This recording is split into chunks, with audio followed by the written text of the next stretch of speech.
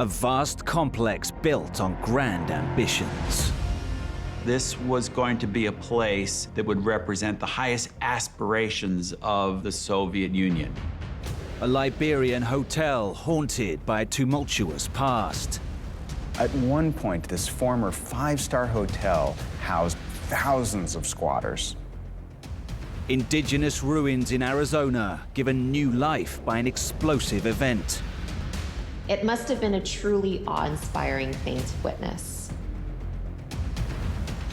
And a creepy clifftop castle in the Czech Republic concealing a gateway to hell. To the locals, it could only mean that the SS were practicing occult magic.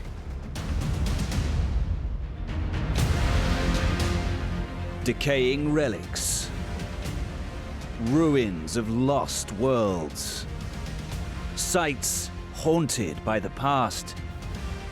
Their secrets waiting to be revealed.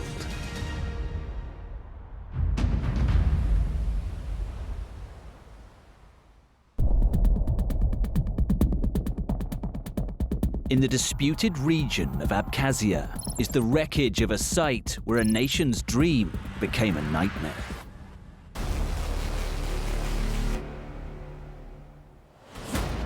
We're on the coast of the Black Sea, and not far from the beach, we come upon this complex of concrete buildings that are crumbling into ruin.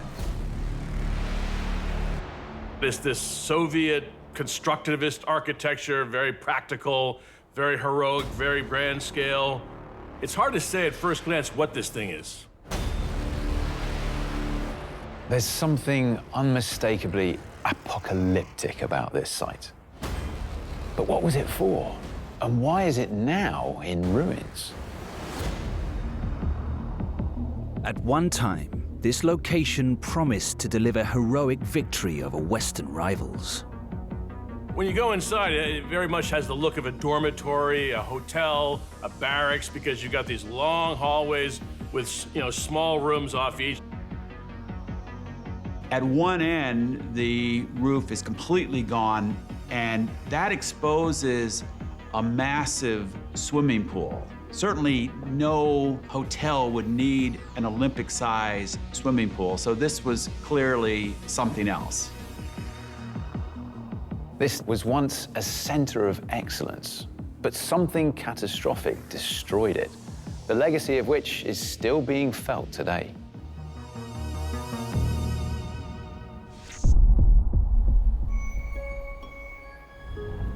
Значит, вот центральный вход, въезд, вход и въезд. Ну вот, если вы видите по останкам асфальта, который есть, оно выглядело достаточно примечательно в свое время. И, во-первых, не было вот этих вот зарослей вокруг. Это все было облагорожено, все было красиво. Daur Ashba is director of this site today. Spanning nearly 160 acres, 4 wheels is the only way to get around. Ну, я вам скажу, я причастен непосредственно. Во-первых, почему? Потому что эту базу построил мой отец, поэтому, естественно, я здесь. А для меня, я помладше, я это тоже все помню. Вот душа плачет.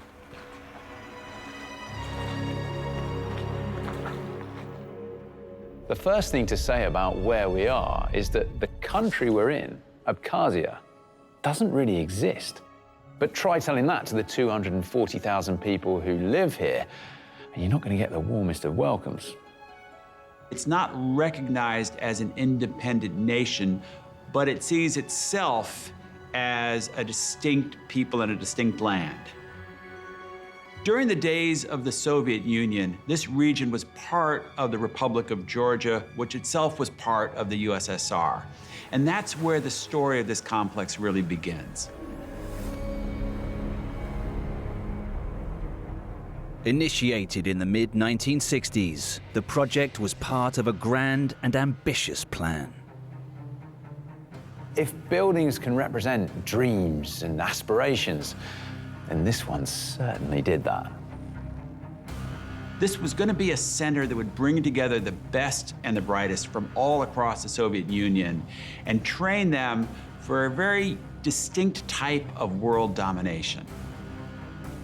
This is the Ashera Sports Complex, the Central Olympic base of the USSR. This place was chosen because it sat along a stretch of coastline that was favored by the Soviet elite because of the weather. Athletes could get away from the darkness and cold of the endless winters and train and focus on their sports in this beautiful, temperate, warm environment. И вот они все прошли через эту уникальную базу. Уникальная чем? Потому что аналогов в мире не было и до сих пор нет. Потому что в комплексе, в таком, обычно в мире не строят, это там как-то затратно, а Советский Союз, он мог себе позволить. Well, the place was a marvel because it had, 4 football pitches. It had an Olympic-sized swimming pool. It had basketball courts. It had a couple of running tracks. It had, facilities for 40 different sports. At one point, the pool would have been kitted out with all the latest technology and packed full of hopeful athletes, training to be the best they could. Daur had the privilege of seeing firsthand what it took to be the best. Тренировалась сборная СССР по водному полу. Вот это вот было тут все остеклено, как аквариум.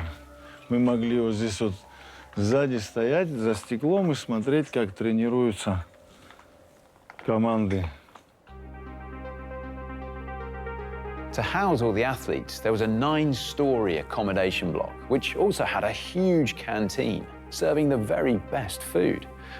There was no expense spared in this pursuit for victory. It was the perfect place to psych up the athletes to do well for, Mother Russia. There was also another factor driving the relentless pursuit of sporting excellence. At this time, the Cold War is raging. And more often than not, we associate that with the nuclear arms race or the space race. But sport was the other great arena that this conflict played out in. It's impossible to overstate how important global competition in sports was to the Soviet Union. The Cold War was about a lot more than just a military buildup. It was an ideological war. The Soviet Union wanted to prove they had a superior system to that of the West. If they could show that their people were the fastest and the strongest, that would be a kind of confirmation that the Soviet system was the superior way to organize a society. At the 1980 Summer Olympics in Moscow, that ideological clash was supposed to play out on the world stage. In 1979, the USSR invaded Afghanistan to prop up a communist government. In response, the US decided to boycott the 1980 Olympics, and ultimately 65 other countries around the world also refused to attend those games. Well, this was a very tough decision for President Jimmy Carter to take because all these American Olympians have been training for years. Ну, я думаю, мы можем, конечно, изгаляться как хотим. Наверное, они испугались. Давай себя успокоим, скажем так. Ну, это политика. Я думаю, нельзя спорт смешивать с политикой вообще изначально. Хотя сейчас все политизировано, к сожалению. И особенно спорт. In the absence of the United States, the Soviet team dominated the Games, securing a record 80 gold medals. Some of that spectacular performance was partly due to the training that took place at this center. Ну, естественно, я гордился, во-первых, в первую очередь, что это мой родитель. Во-вторых, это большая честь для Абхазии.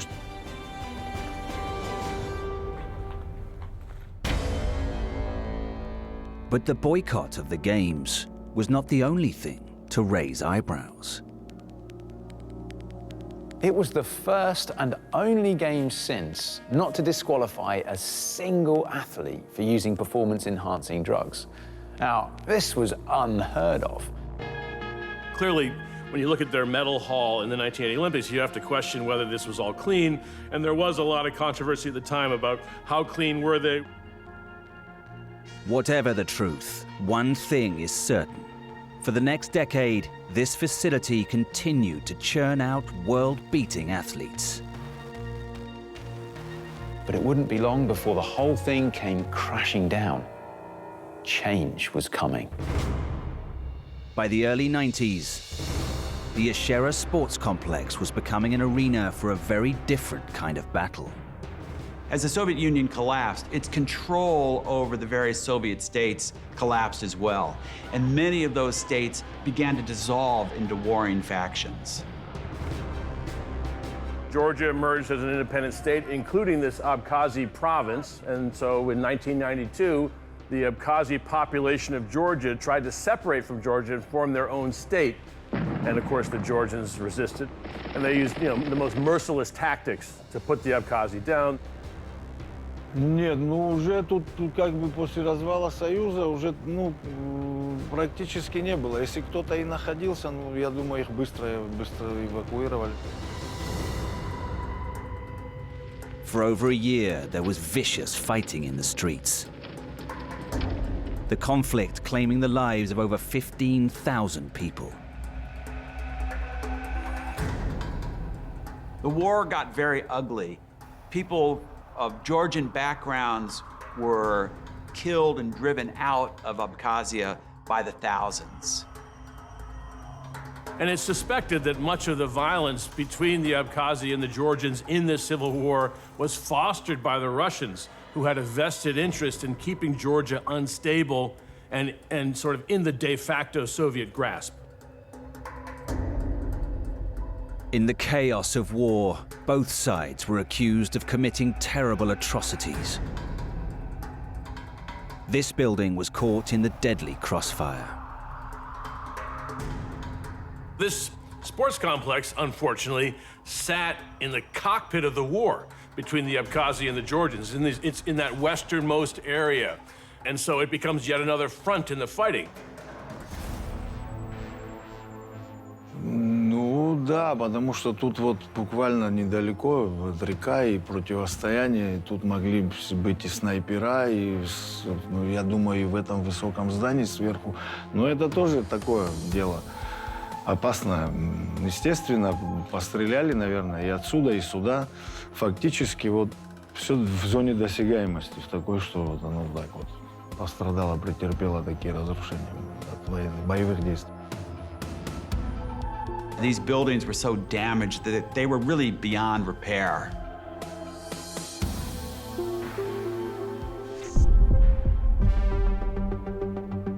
All around Abkhazia are the scars of conflict, none more so than at this prestigious site.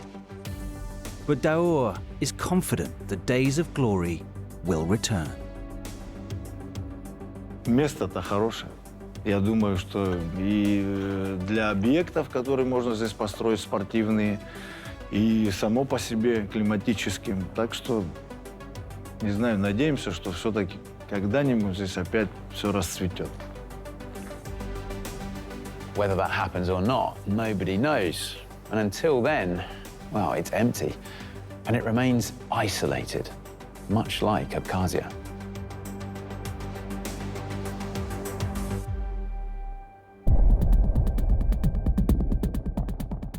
In a dense forest 30 miles north of the Czech capital, Prague, stands a castle with a supernatural attraction.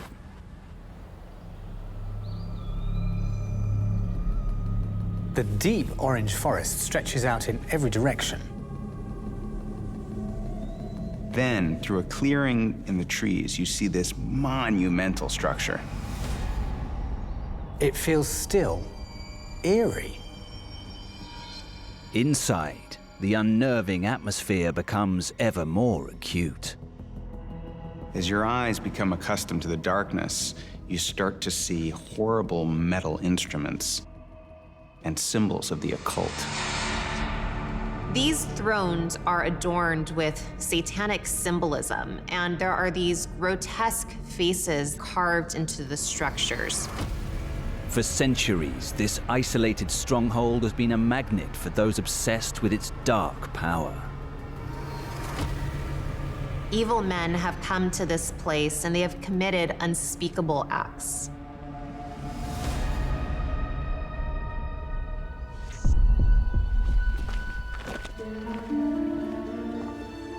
For Zuzana Pavlikova-Shimonkova, Huska Castle is more than a historical bastion. It's a family heirloom. Husku koupil můj prapradědeček v roce 1924, ale ta atmosféra tady někdy je zvláštní a měla jsem pár takových zážitků se svým tátou, kdy vždycky, když jsme přišli do loveckého sálu, tak praskla jedna žárovka. A někdy si říkáte, že to je náhoda. Přijdete, prostě ano, jsou tady staré rozvody, může se to stát. No a když se to stane pokaždé, když vejdete, tak je to zvláštní.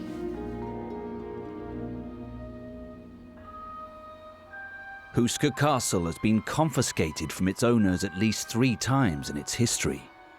The reasons why aren't immediately clear. There has never really been any strategic value to this castle. It's not near any borders, and it's not near any routes that an army would take. There aren't even any important trading routes nearby. So why build it at all?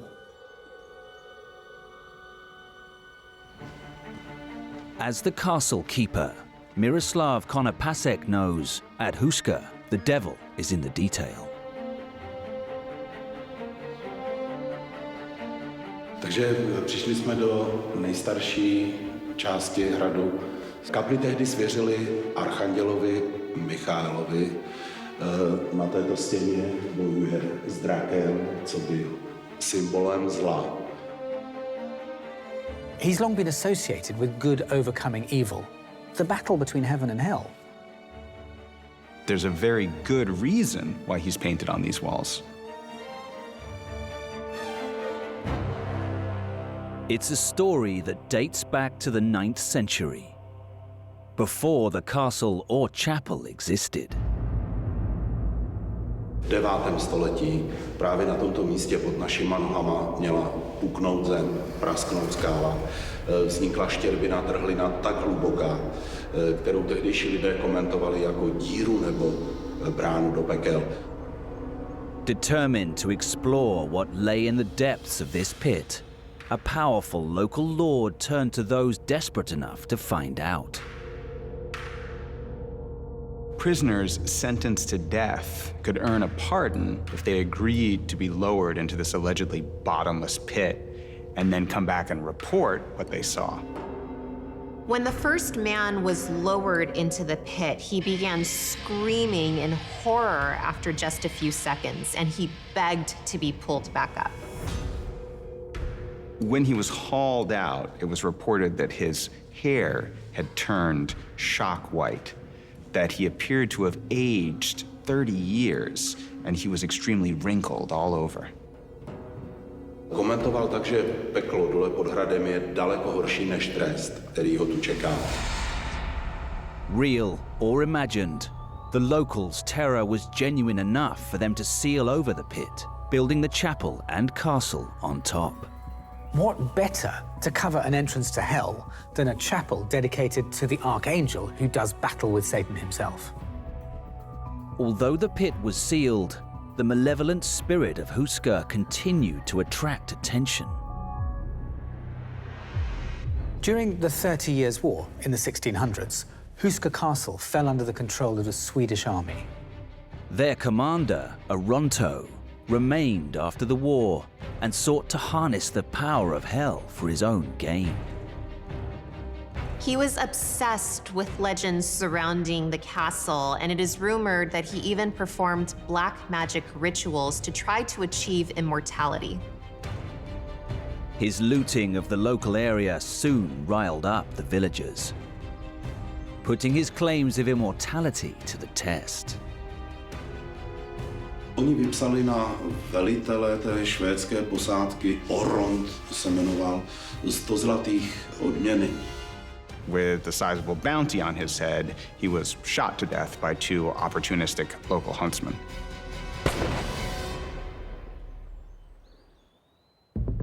Oronto wouldn't be the castle's last occupant with sinister ambitions.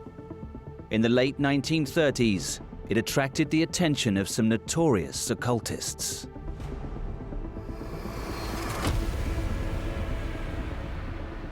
There was another evil force coming to Huska, one that would do anything to achieve total domination. When the Second World War broke out in 1939, the Waffen SS took the castle for themselves. Their leader, Heinrich Himmler, is said to have been fascinated by the supernatural. It's theorized that Himmler genuinely believed that the power of the old occult masters would help the Nazis rule the world. Himmler is said to have used his power to collect as many books about witchcraft, the supernatural, and the occult as possible. His collection totaled approximately 13,000 books and manuscripts. The castle was soon used in service of his obsession. Z klášterů a z kostelů v říši, když spojenci bombardovali Německo, tak si sem stahovali okultní literaturu, židovské kabaly, zednářské knihy. But stories persist that the SS used Huska as more than just a library. Locals claimed to have heard moans, screams, and cries in many different languages coming from the castle at night. And the rumor went around that it was being used for sort of fringe scientific experiments on human subjects. Some claim that the SS were attempting to create super soldiers by performing black magic rituals. Ty samé rituály by měly, ne ty samé, ale podobné rituály by měly provádět kněží třeba když křtí, ku podivu. Ale dělá se to s jinýma energiema. Umřeli při tom obřadu. To je fakt. Once the war had ended, the castle was used as a children's home. One of its former residents told Miroslav an unsettling story. Vyprávěj, že si hráli tady kousek na nádvoří před hradem v dřevěných kůlnách a pod podlahou našli zakopané Němce.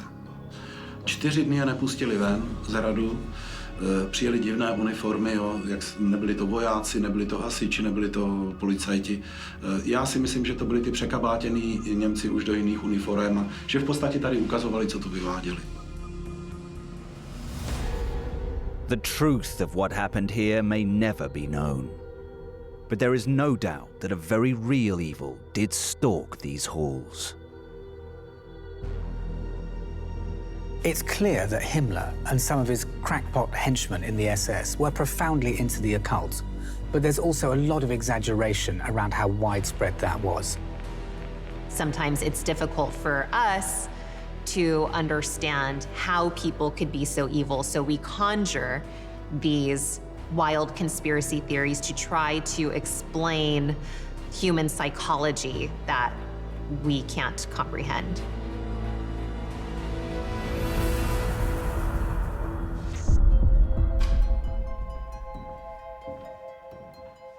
After the war, Huska was seized by the communist state. It was finally returned to Zuzana's family in the 1990s. Today, she is working to preserve the castle and all its legends for future generations. U nás doma se říká, že věci se mají zlepšovat, ne zhoršovat. Tak myslím si, že nemám tu možnost ani, že bych to mohla nedělat. Je to určitá kontinuita, určitá tradice, tak to mám.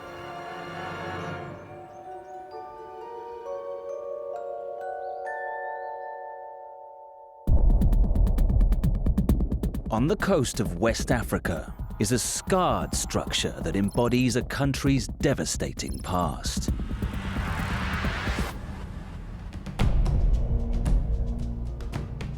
Liberia is one of the oldest nations on the continent of Africa, and its capital is a city called Monrovia.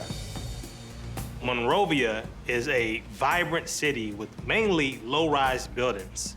So this abandoned structure really stands out from the crowd. It's 9 stories tall, 300 rooms. Judging by its size and organization, it might have been a hospital at one point, or maybe a high-end office block. It looks like the place had been looted from top to bottom. This picture of the building is complicated by the structure that's next to it, which is in this strange circular shape. It almost looks like a spaceship of some sort. One feature reveals what this place used to be. An empty swimming pool tells us that this building must have been a hotel. What ripped apart this once luxurious holiday hotspot? This hotel bears the scars of a catastrophic event.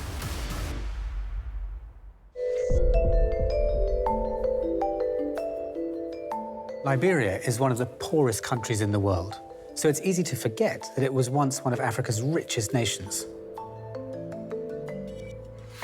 In the 1950s and 60s, Liberia's economy was thriving due to its rich natural resources such as rubber, iron ore, and diamonds. With that came an appetite to tap into another industry. Liberia wanted to open the country up to more foreign tourists, and this was the hotel to realize that ambition. This was the Ducor Palace Hotel. The building used to be alright, and it's small. Maybe to feed by more.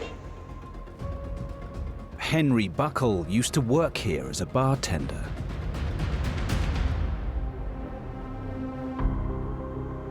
And down here, that pretty worker that were living down here. We have a door down there to go down on the place. Everybody hire apartment for the worker there.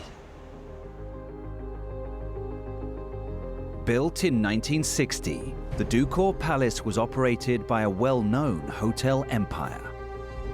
The Intercontinental Hotel chain took over, and it became one of Africa's, and even the world's, most luxurious hotels.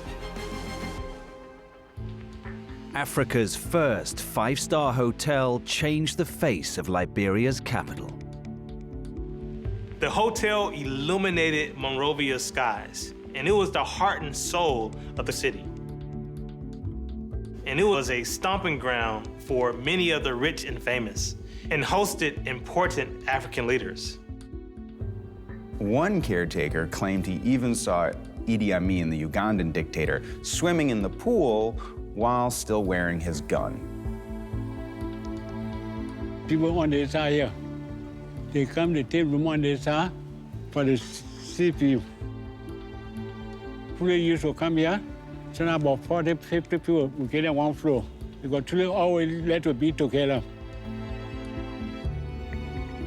It offered its guests, whether from home or abroad, the very best from the moment they arrived.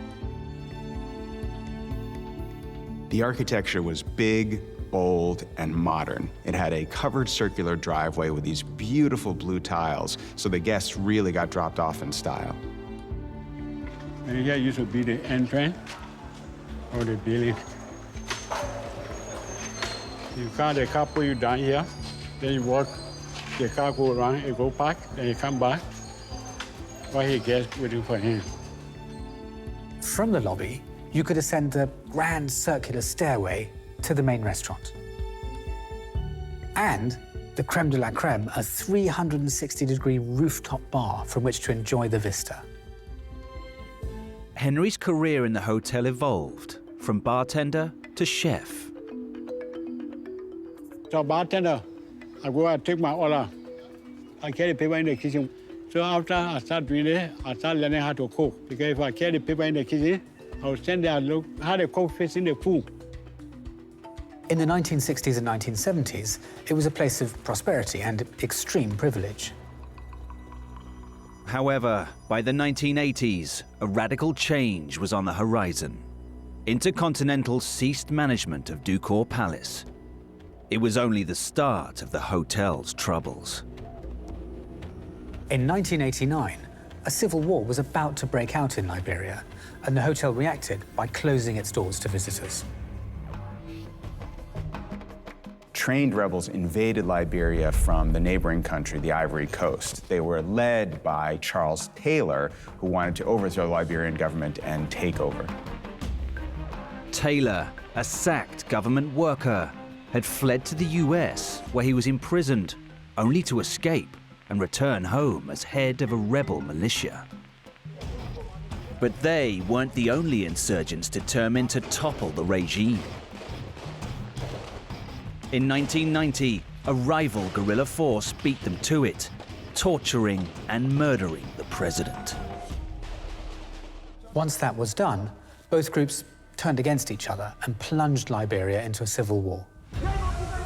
By 1992, fighting had intensified in Monrovia. The hotel, now housing an interim government, offered some protection from the bloodshed. 4 years later, a ceasefire brought some respite from the violence, and a surprising winner emerged from elections that followed. In 1997, Charles Taylor won an election and became president of Liberia. But there were many who were not happy with this. Under a tyrannical regime, the hotel would soon find itself once again caught in the crossfire. This hotel, which had a strategic view of the city, became a firing position for Taylor's ragtag army. Liberia's second civil war was finally brought to an end in 2003, after George W. Bush called for Taylor to step down, and he was indicted by a UN-sponsored war crimes tribunal. This prompted Charles Taylor's resignation from his office of president, and he was exiled to Nigeria. Taylor was gone, but Liberia's economy and infrastructure was shattered. It was one of Africa's bloodiest and most brutal conflicts. It resulted in the fatalities of 250,000 residents, and this is in a country where the entire population is just over 2 million. The hotel found another purpose, as a home to thousands of displaced residents from the slums of Monrovia. They were removed in 2007 when the Liberian government leased the hotel to none other than the Libyan despot Colonel Gaddafi, who was a keen purchaser of African prime real estate. They gave the hotel to Gaddafi for almost 10 years before they could take over for the renovation. Gaddafi was now in charge of a multi-million-dollar refit of the Hotel Ducor, but not for long. In 2010, a cleanup of the war-torn building began, but relations were turning sour between the Liberian government and Gaddafi, and so the project kept being delayed. Gaddafi was killed by his own people, and with his demise came the collapse of his projects, including the rehabilitation of the Ducor Palace Hotel.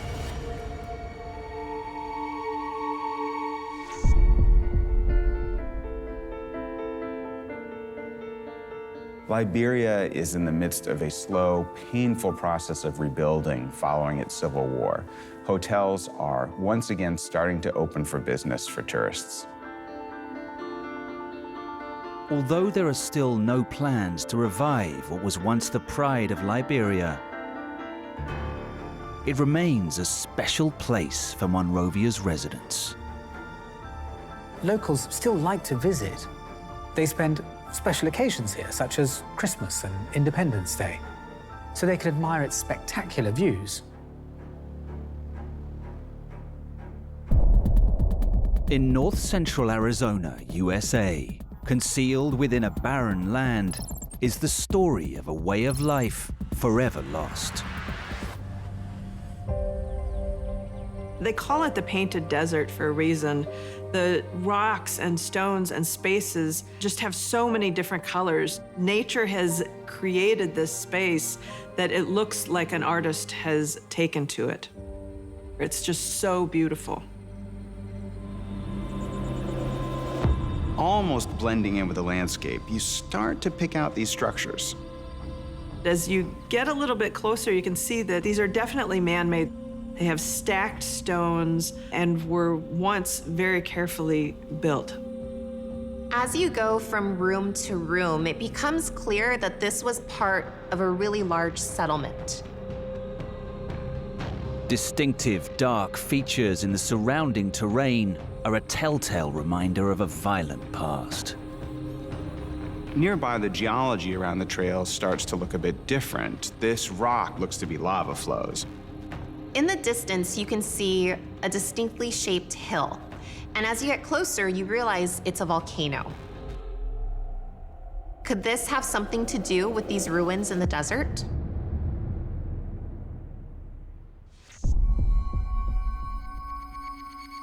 Working in this beautiful landscape, this beautiful environment, is really enlightening. I take a lot of personal gratification from being able to share that with other people, especially when so much of our landscape surrounding cities and towns is being developed and being, changed forever. Ian Huff is an archaeologist, fascinated by the ancient communities that once inhabited this unforgiving terrain. Decades of research have helped uncover the mystery of what brought life to this arid region. You look across that landscape and it looks very harsh and inhospitable, and indeed it is. But people, 900 years ago found a way to live in that environment and thrive for multiple generations. So it's a testament to their resiliency and their adaptability. Just looking at this, it is very obvious that these people had a lot of skill, that this was a complex society that had a community that was able to do something at this sophisticated level. This is the Wupatki Pueblo, an ancient indigenous American settlement once home to hundreds of people. So right now I'm standing at the base of the Citadel, and it's one of the larger archaeological sites here at Wupatki National Monument. When this place was built and occupied, the walls would have been a little bit taller than what you see today. It was built up high for the, commanding view, 360 degrees round that you can see. It probably began its life as the home of a single family and then just grew over time until it became this sprawling 100-room pueblo.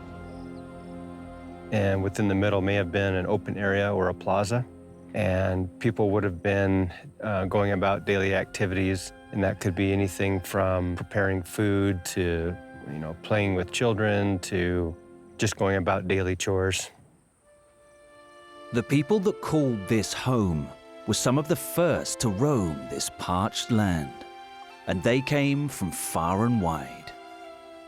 Through oral tradition, we're able to determine that the builders of the Wupatki Pueblo are the ancestors of the Hopi people and likely of the Zuni as well. There was a real melting pot of different cultures and groups who were living here and in harmony in these buildings. And so the big question is, how were these people able to sustain themselves when the reality of the physical space they're in is just so poor? You need to have good farming land in order to grow crops. You cannot just live on hunting alone. It seems the key to life here lies around 15 miles southwest of the Wupatki Pueblo, at the Sunset Crater volcano. Around 1085 AD, the volcano erupted and it sent out a massive plume of smoke and ash in this region. We have some evidence that shows the Sunset Crater volcano erupted in the late 1080s, and it could have been an eruption that lasted for several years. Ash and cinder would have drifted out across this entire landscape, mostly due to the prevailing winds coming from the southwest and pushing that ash plume out in this area. This eruption was most definitely witnessed by the ancestors of today's Pueblo Indians. They're going to have seen it, they're going to have fled from it, and we believe they survived it.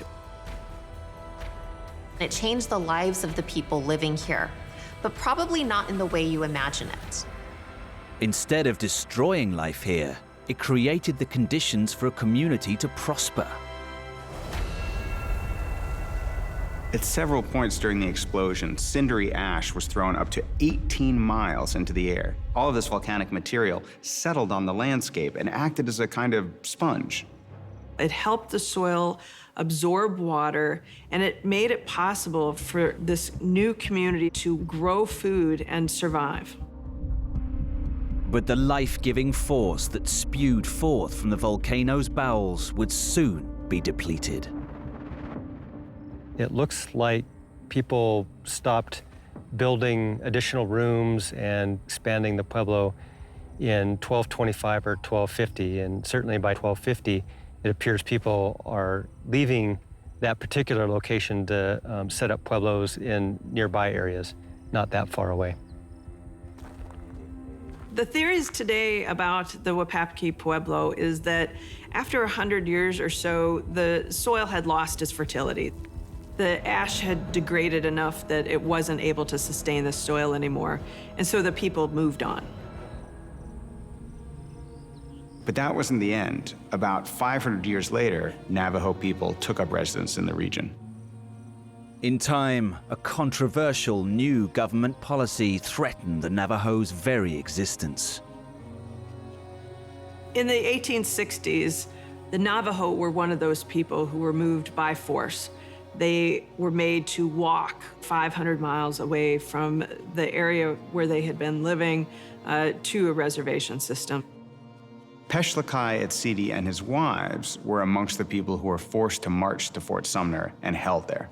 They were eventually released in 1868, and they returned to the Wapaki area.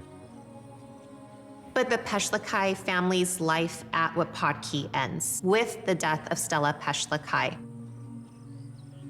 This brought an end to the latest period of indigenous American settlement here, and the National Park Service became caretakers of the land. Today, the Park Service continues its work to preserve the integrity of this ancient site and its earliest occupants. It's important to recognize places like Wapatki as not being abandoned in the sense that the word suggests nobody appears to be living there. But through consultation with our associated tribal communities, we've learned that they view places like Wapatki Pueblo as still being inhabited. For the modern people who are descended from the villages here at Wapatki, it is still full of the spirits of their ancestors.